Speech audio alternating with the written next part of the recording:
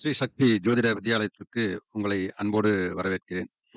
இன்னைக்கு ஒரு முக்கியமான டாபிக்க பத்தி பார்க்க போறோம். முகூர்த்தம் குறிப்பதில் இவ்வளவு விஷயம் இருக்கா? அப்படிங்கிறது தான் என்னுடைய டாபிக். உண்மையாலுமே முகூர்த்தம் விதிய மதியால மாற்றக்கூடிய விஷயம் அப்படின்னு பார்த்தா, முகூர்த்த லக்னம் தான். ஒரு ஜாதகத்துல இருக்கிற தோஷத்த நிவர்த்தி பண்ணிக்கிறதுக்கு முகூர்த்த லக்னம் தான் ரொம்ப சிறப்பான ஒரு விஷயம்.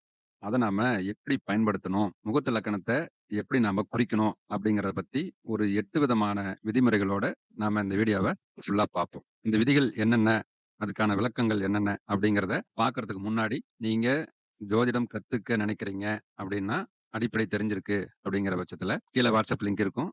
அதுல ஜாயின் பண்ணிக்கோங்க.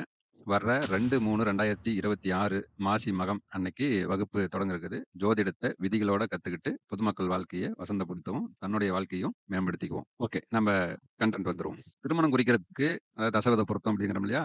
10 பொருத்தம் பார்த்து, தோஷ ரீதியான பொருத்தங்கள் செவ்வாதோஷம் இருக்கா? சர்ப்பதோஷம் இருக்கா? கலசர தோஷம் இருக்கா? அப்படின்னு தோஷ ரீதியான பொருத்தம் பார்த்து, வசதி வாய்ப்புகள பார்த்து, வர்க்கத்த பார்த்து, இப்படி பல விஷயத்த பார்த்து, ஒரு கோவில்ல வாக்கு கேட்டு முடிவு பண்றோம் அப்படின்னாலும், முக்கியமா நாம பண்ண வேண்டிய ஒரு விஷயம் அப்படின்னா, அது முகூர்த்த லக்கணம் தான். அந்த முகூர்த்த லக்கணத்த எப்படிலாம் அமைக்கணும் அப்படிங்கிறத பத்தி தெளிவா பார்க்கலாம். ஒரு முகூர்த்த லக்கணங்கிறது ஒரு ஜோதிடர் பார்த்து அவரு குறிச்சு குடுக்குற லக்கணம் அப்படின்னு மட்டும் இல்ல. அப்பா, அம்மா முடிவு பண்ற மாசத்துல முகூர்த்தம் குறிக்கிறது அப்படிங்கிறது இல்ல. ஒரு மணமகனுக்கோ, இல்ல மணமகனுக்கோ லீவ் இல்ல. அந்த மாசம் தான் எனக்கு லீவு. ஒரு சிலர் ஃபாரின்ல இருப்பாங்க. எனக்கு இந்த மாசம் தான் லீவு. அதனால இந்த மாசம் நம்ம வச்சுக்கலாம். அப்படிங்கிற மாரி முடிவு பண்றதோ, கண்டிப்பா கிடையாது. அது அப்சல்யூட்லி ராங். அப்படி தான் நாம சொல்லணும். சரி, அதுக்கான விதிகள் என்ன? அதுக்கான விதிவிலக்குகள் எப்படி இருக்கு? அப்படிங்கிறத பத்தி நம்ம இந்த விதிமுறைகளோட நாம பார்த்துக்கலாம். இதுல ஃபர்ஸ்ட் ரூல் அப்படின்னு பார்த்தோம்னா, ஒரு ஆண் ஜாதகத்திலயோ, பெண் ஜாதகத்திலயோ செவ்வா, சுக்கிரன் 7ஆம் அதிபதி இருக்கிற பார்க்கிற மாசம். அத நம்ம ஃபர்ஸ்ட் நம்ம நோட் பண்ணிக்கணும். இருக்கிற பார்க்கிற மாசம் அப்படின்னா நம்ம எத வச்சு பார்க்கிறது அப்படின்னா, இப்ப அடிப்படை ஜோதிடம் தெரிஞ்சவங்களுக்கு தெரியும். சூரியன் இருக்கிறது தான் தமிழ் மாசம். அப்ப சூரியன் ஒரு மாசம் ஃபுல்லா இப்ப இப்ப மாசில என்ட்ரி ஆயிருக்கிறாரு அப்படின்னா, சூரியன் இருக்கிற மாசம் மாசி மாசம். அது பங்குனி, சித்திரை, வைகாசி அப்படின்ட்டு 12 மாசமும் அப்படியே வலம் வரும். அப்ப இருக்கிற பார்க்குற மாசத்த நாம நோட் பண்ணிக்கிறோம் அப்படின்னா, இதுல சுக்கிரன் இருக்கிற மாசம் மாசி மாசம். 7ஆம் அதிபதி, லக்னத்துக்கு 7ஆம் அதிபதி. அது இருக்கிற மாசம் அப்படின்னா, நம்மளுக்கு புதன். புதன் இருக்கிற மாசத்த நோட் பண்றோம். அதுக்கப்புறம் செவ்வாய் இருக்கிற மாசத்த நோட் பண்ணிக்கிறோம். ஸோ, இப்ப இந்த 3 பேர் இருக்கிற மாசம், அதுக்கப்புறம் பார்க்குற மாசம். இப்ப சூரியனும், சுக்கிரனும், புதனும் 2 பேரும் பார்க்குற மாசம் அப்படின்னு பார்த்தோம்னா, நம்மளுக்கு ஆவணி மாசத்த பார்ப்பாங்க. செவ்வாயினுடைய 8ஆம் பார்வையும் அங்க இருக்கும். ஸ்பெஷல் பார்வை அப்படின்னா, அவங்களும் கணக்கு ஆவணி மாசம் கணக்கு காமிக்கிறாங்க அப்படிங்கிற பட்சத்துல, அப்ப நம்ம எப்படி முடிவு பண்றோம் மாசத்த? ஒண்ணு தை மாசமா இருக்கணும், அல்லது மாசியா இருக்கணும், அல்லது ஆவணி மாசமா இருக்கணும். இப்ப தை மாசம் கடந்தாச்சு. அடுத்தது மாசி தான் இருக்கு. அப்ப மாசி மாசத்துல நாம திருமணம் வச்சுக்கலாம். இன்கேஸ் மாசி மாசம் நம்மளால பண்ண முடியாது அப்படிங்கிற பட்சத்துல, ஆவணி மாசம் திருமணம் வச்சுக்கணும். அதான் மாத ரீதியா நாம கன்ஃபார்ம் பண்ணக்கூடிய மாசம். இது ஒவ்வொருத்தரும் பிறக்கும்போதே முடிவாகிற விஷயம் தான். உங்க ஜாதகத்துல நீங்க எடுத்து பாருங்க. கண்டிப்பா இந்த 3 கிரகமும் இருக்கிற பார்க்குற மாசத்துல தான் உங்களுக்கு திருமணம் நடந்திருக்கும். சில பேத்துக்கு விதிவிலக்கு இருக்கு. எப்படின்னா, இப்ப விருப்பப்பட்டு கல்யாணம் பண்ணிக்கிறாங்க. அதாவது லவ் மேரேஜ் பண்ணிக்கிறாங்க அப்படின்னா, அவங்களுக்கு இந்த மாசம் கணக்குல வராது. நாம அதிலிருந்தே தெரிஞ்சுக்கலாம். சில பேத்துக்கு திருமணத்திலே டிவோர்ஸ் ஆகும். இல்ல ஏதாவது ஒரு காரணத்தில பிரிஞ்சு போயிருப்பாங்க. கருத்து வேறுபாடுகள் அதிகமா இருக்கும். அவங்களுக்கும் இந்த மாசம் கணக்குல வராது. அது தனியா இருக்கும். நம்ம அதிலிருந்தே தெரிஞ்சுக்கலாம். நம்ம பிறக்கும்போது நம்ப கிரகங்கள் காமிச்ச மாசத்துல தான் நம்ம திருமணம் பண்ணியிருக்கிறோமா? அப்படிங்கிறத வச்சு தான், பின்னாடி ஃபேமிலி லைஃப் எப்படி இருக்கு? மேரேஜ் லைஃப் நம்ம நல்லா தான் இருக்கா? பர்டனா இருக்குதா? அப்படிங்கிறத நம்ம அத வச்சு தான் முடிவு பண்ணிக்கலாம். நெக்ஸ்ட் வந்து மணமகள் நட்சத்திரம், மணமகன் நட்சத்திரம் இது 2யும் நோட் பண்ணி, அதுக்கு தாராபலன் இருக்கிற நட்சத்திர நாளா பார்க்கணும். இப்ப தாராபலன் இருக்கிற நட்சத்திரம் அப்படின்னு பார்த்தா, அதுல சுபத்தாரைகள் அப்படின்னா, நம்ம சம்பத்து தாரையும், சேம தாரையும் நம்ம ஃபர்ஸ்ட்டு இதா எடுத்துக்கலாம். அதுக்கப்புறம் மைத்திரம், பரம மைத்திரம், பிரத்யங்கு இத வந்து செகண்ட் ஆப்ஷனா வச்சுக்கலாம். இதுல கூடவே கூடாது அப்படின்னா, விபத்து தாரையும், வத தாரையும். இந்த 2 தாராபலன் இருக்கிற நாள வந்து கண்டிப்பா அவாய்ட் பண்ணிக்கணும். சரி, ரூல் நம்பர் 3 முகூர்த்த நாளினுடைய விவாக சக்கரம். இப்ப முகூர்த்த நாள் குறிக்கிறோம் அப்படின்னா, அன்னைக்கு பஞ்சாங்கத்துல 2வது பேஜ்ல இருக்கும்.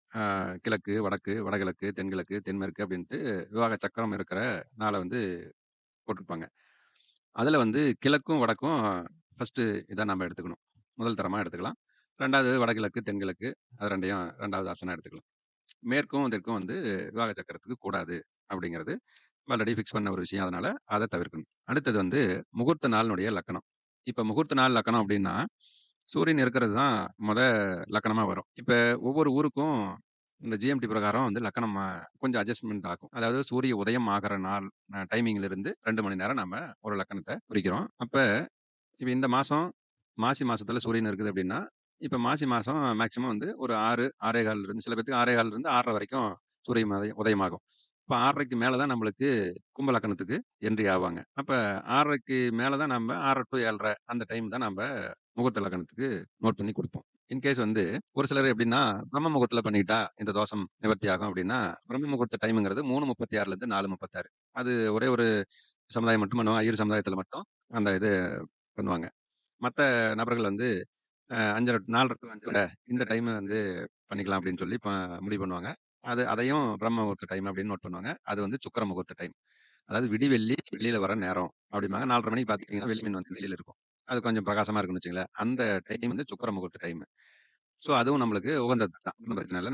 மத்த வர்க்கத்துல இருக்கிறவங்க எல்லாருமே அத எடுத்துக்கலாம். அதுக்கு மேல லக்னம் அப்படிங்கிறது நல்ல நேரம் அப்படிங்கிறது வந்து சூரிய உதயத்திலிருந்து நம்ம கணக்கெடுத்து, அந்த 1 மணி நேரம் முகூர்த்த லக்கணத்த நம்ம குறிச்சு குடுக்கணும். இப்ப லக்கணம் நம்ம குடுத்தாச்சு ஓகே. லக்கணப்படி திதி சூன்யம், பாவகர்த்தர் யோகம் இத பார்க்கணும்.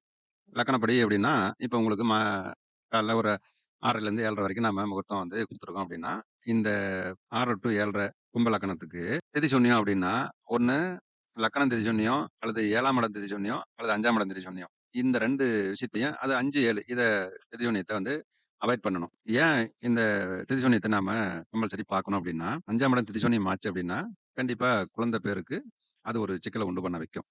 7ஆம் இடம் திதி சூன்யம் ஆகுது அப்படின்னா, திருமணத்துக்கே நம்மளுக்கு சிக்கல உண்டு பண்ண வைக்கும். அதுல திருப்தி இல்லாத ஒரு சூழ்நிலைய அது குடுக்கும். பாவகர்த்தர் யோகம் அப்டின்னா, முன்னாடியும் அதாவது 7ஆம் இடத்துக்கு முன்னாடியும், பின்னாடியும் பாவகிரகங்கள் இருந்து 7ஆம் இடம் சென்ட்ரல்ல இருக்குது அப்டின்னா, அது பாவகர்த்தர் யோகம் அப்டிம்பாங்க.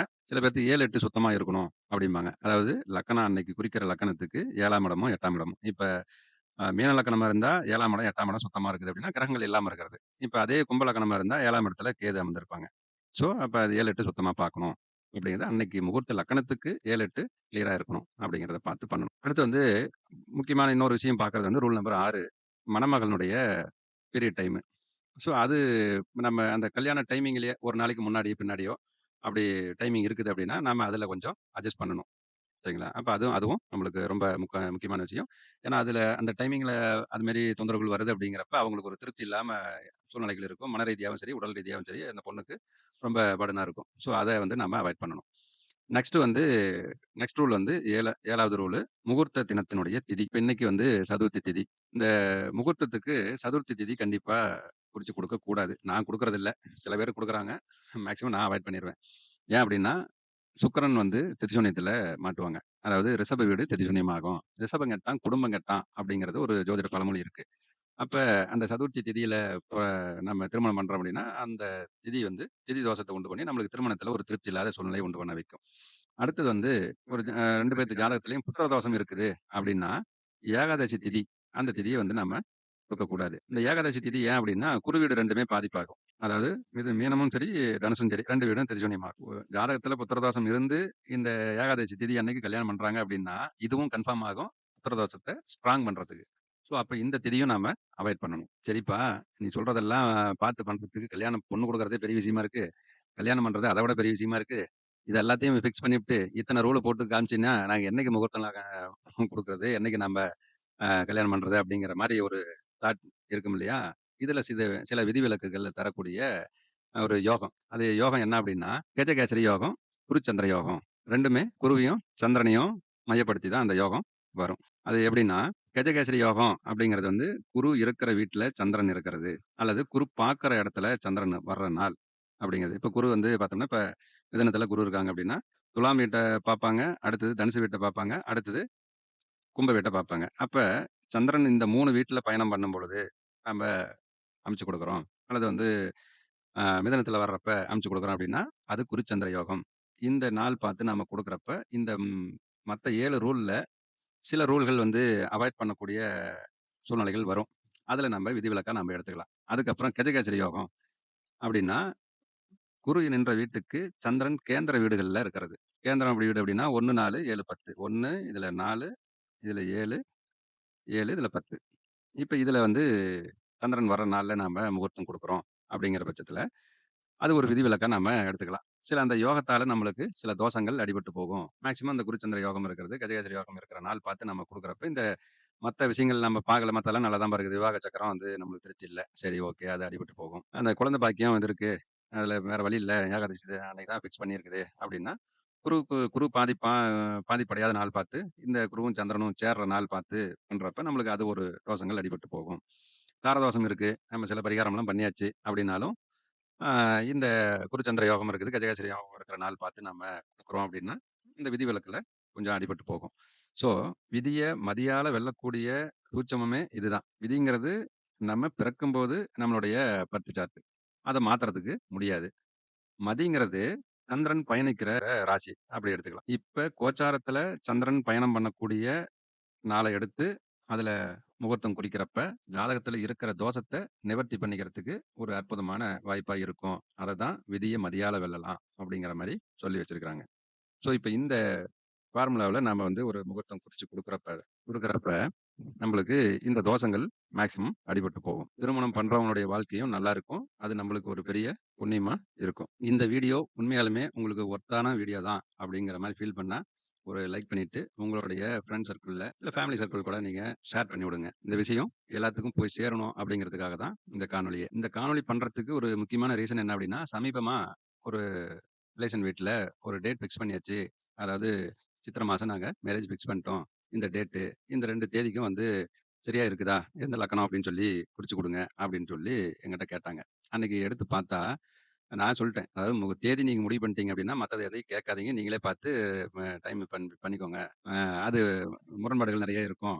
நீங்க தெரிஞ்சுக்கிட்டீங்கன்னா, இந்த மாரி சிக்கல் இருக்குன்னு தெரிஞ்சா உங்களுக்கு ஒரு மனசங்கடமா இருக்கும் அப்படிங்கிற மாரி நான் சொன்னேன். இல்ல பரவால்ல, இருந்தாலும் பரவால்ல. நீங்க என்னன்னு சொல்லுங்க. ஒரு டைமு கொஞ்சம் கிளாரிஃபை பண்ணி விடுங்கன்னு சொல்லி கேட்டிருந்தாங்க. அன்னைக்கு எடுத்து பார்த்தா, இப்ப சித்திரை மாசம் நீங்க நோட் பண்ணி பாருங்க. அந்த சந்திரனும் முகூர்த்த நாள் அன்னைக்கே, சந்திரனும், சுக்கிரனும் 2ம் பரிவர்த்தனை. பொதுவா ஒரு முகூர்த்த நாள்ல சுக்கிரனும், செவ்வாயோ பரிவர்த்தனை ஆகாம இருக்கிற நாள் சிறப்பு. நீசமா இல்லாத நாளும் சிறப்பு. இந்த 2 விஷயத்த கம்பல்சரி பார்த்துக்கணும். அவங்க குடுத்த டேட்ல பார்த்தோம்னா, சுக்கிரன் பரிவர்த்தனையில, சந்திரன் வீட்ல சுக்கிரனும், சுக்கிரன் வீட்ல சந்திரனும் கிரக பரிவர்த்தனையில உட்கார்ந்துட்டு இருக்காங்க. ஆல்ரெடி அவங்களுக்கு ஜாதகத்துல புத்திரதோஷம் இருக்கு. அந்த லக்ன பிரகாரம் பார்த்தோம்னாலும் 5ஆம் இடம் பாதிப்படைஞ்சு போயிருக்குது. திதியும் அதுக்கு தகுந்த மாரி இருந்தது. இதெல்லாம் எதுவுமே தெரியாம எப்படி இப்படி டேட்ட முடிவு பண்ணி வச்சிருக்காங்க அப்படின்னா, அன்னைக்கு அவங்களுக்கு லீவ் இருக்கு. இல்ல அந்த மாசத்துல பண்ணிறணும் அப்படிங்கிற மாரி ஒரு கட்டாய சூழ்நிலை இருக்குது. மண்டபம் கிடைக்கல அப்படிங்கிறதுனால நம்ம அந்த தேதிய முடிவு பண்ணணும் அப்படிங்கிற மாரி. ஸோ இதெல்லாம் நம்மளுக்கு முக்கியமே இல்ல. ஒரு கல்யாணம் பண்ணி வைக்கிறோம் அப்படின்னா, அவங்களுடைய அ ஃப்யூச்சர் லைஃப் வந்து சிக்கல் இல்லாம நல்லபடியா போகணும். கரெக்ட்டான டைமிங்ல குழந்தை, கரெக்ட்டான டைமிங்ல அவங்களுடைய பொருளாதார வளர்ச்சி அப்படி இருக்குது அப்படின்னா, ஃபேமிலி குரோத் ஆகறதுக்கு நல்லாருக்கும். அதுக்கு இதுதான் பேஸ்மெண்ட்டே இதுதான். இதுல வந்து முகூர்த்த லக்கணத்துல விஷயம் இருக்கு. அப்ப நம்ம இத பார்த்து சரியா குறிச்சு குடுக்கணும். உங்க குழந்தைங்களுக்கு இது மாரி முகூர்த்தம் குறிக்கணும் அப்படின்னா, மேல நம்பர் இருக்கு. வாட்ஸ்அப் பண்ணுங்க. 2 பேத்து ஜாதகமும் அனுப்பி அப்பாயின்ட்மென்ட் வாங்கிட்டு முகூர்த்தம் நம்ம அமைச்சுக்கலாம். திருமணம் சொர்க்கத்துல தான் நிச்சயிக்கப்படுது அப்படிங்கிறத இந்த 8 விதிமுறைகளையும் பார்த்து முடிவு பண்றதா தான் இருக்கும் அப்படிங்கிறத சொல்லிக்கொண்டு, மீண்டும் ஒரு நல்ல பதிவில் சந்திப்போம். Thank you. Thank you for வாட்சிங்.